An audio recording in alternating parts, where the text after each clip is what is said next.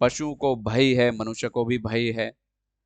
पशु मैथुन द्वारा संतति उत्पन्न करता है और मनुष्य भी मैथुन द्वारा संतति उत्पन्न करता है या मोह शोक करता है।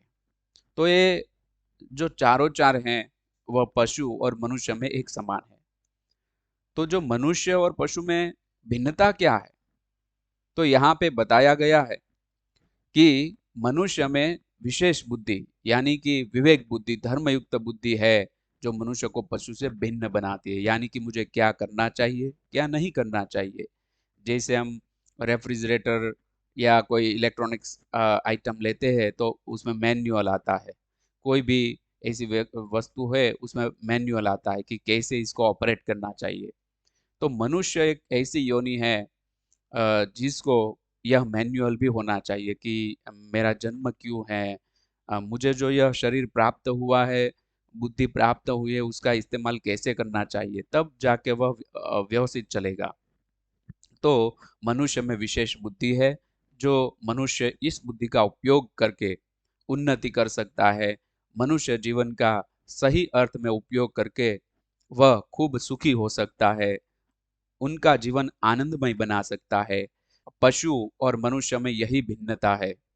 तो यह हमें याद रखना है कि प्राणी और मनुष्य में भिन्नता कौन सी है और समानता क्या है।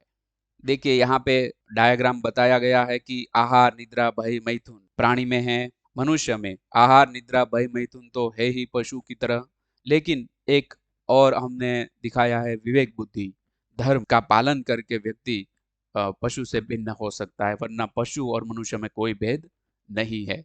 तो यह जो हम ज्ञान उपार्जित कर रहे हैं, ज्ञान हम सुन रहे हैं, यह ज्ञान योग से हम हमारी बुद्धि, विवेकी बुद्धि में परिवर्तित कर सकते हैं, विकसित कर सकते हैं।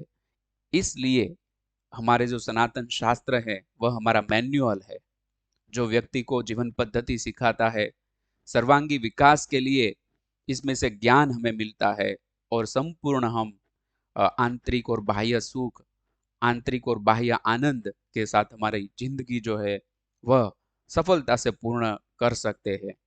तो यह है मनुष्य का एक विशेष लक्षण यानी कि विवेक बुद्धि। अंतःकरण की प्रसन्नता।